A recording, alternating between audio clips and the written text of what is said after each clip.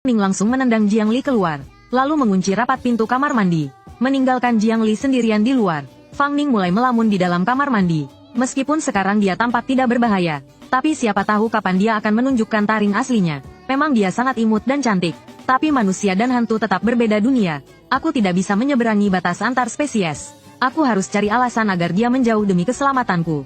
Kemudian Fang Ning membuka pintu kamar tidur, namun pemandangan di depannya membuatnya membeku. Jiang Li sedang tengkurap di ranjang membaca buku yang tidak dikenal. Setelah diperhatikan, ternyata itu adalah majalah edisi terbatas koleksinya. Fang Ning langsung melompat, tapi tidak berhasil menangkapnya. Ia buru-buru bertanya, dari mana kamu dapat buku itu? Jiang Li menjawab sambil melayang. Tentu saja kutemukan di bawah ranjang suamiku. Lalu Jiang Li penasaran dan bertanya, kenapa orang-orang di buku ini tidak memakai baju?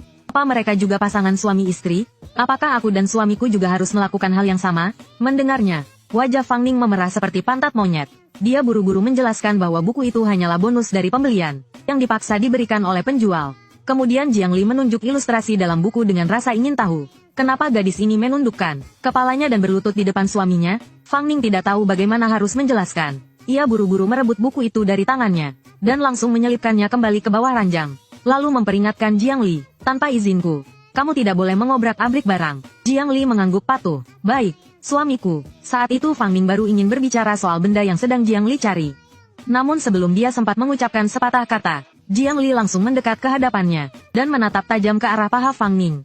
Ternyata dia sedang mengingat kembali adegan dalam buku tadi. Kenapa sepertinya tidak sama dengan kenyataan sekarang? Jiang Li pun langsung sadar di mana letak perbedaannya dan meraih celana Fang Ning. Fang Ning terkejut setengah mati. Kamu mau ngapain sih? Jiang Li menjawab dengan serius. Aku cuma mengikuti isi buku tadi. Suamiku harus buka baju dulu, kan? Fang Ning panik. Hal seperti itu tidak bisa dilakukan sembarangan. Cepat lupakan isi buku itu. Mendengar itu, Jiang Li manyun. Aku nggak sembarangan kok. Kamu itu suamiku. Aku hanya mau melakukannya denganmu. Fang Ning langsung menjauh. Tetap saja, itu tetap nggak bisa. Kita bahkan baru kenal sebentar. Gimana kalau kita duduk dulu dan bahas hal penting? Aku nggak bisa menyerahkan itu begitu saja. Tapi kalau dia maksa, aku juga nggak bisa lawan.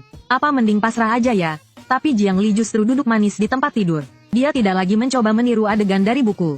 Entah kenapa, Fang Ning justru merasa sedikit kecewa. Lalu dia menggelengkan kepalanya dengan kuat, berusaha menyingkirkan pikiran-pikiran tidak realistis itu.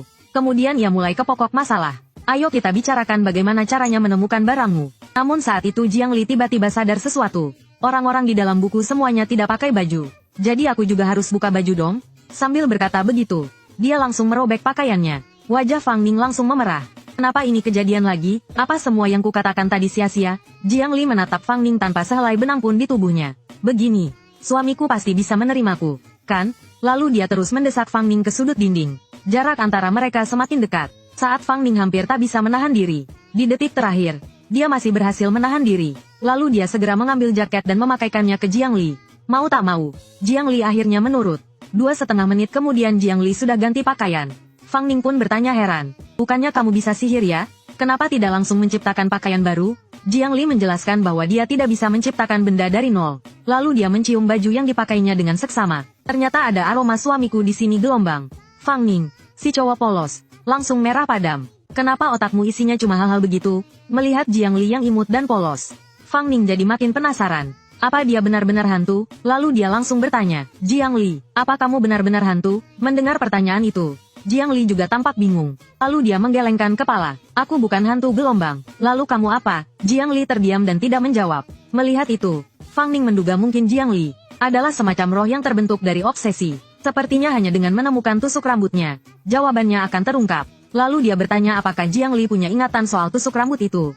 Di mana bisa menemukannya? Jiang Li menggeleng dan bilang tidak tahu. Tapi sekarang Jiang Li merasa lapar. Dia ingin makan sesuatu. Fang Ning kembali dibuat gemas olehnya. Meski heran, apa roh juga bisa lapar? Tapi dia tetap mengajak Jiang Li membuka kulkas dan menemukan sepotong bing besar lalu memberikannya.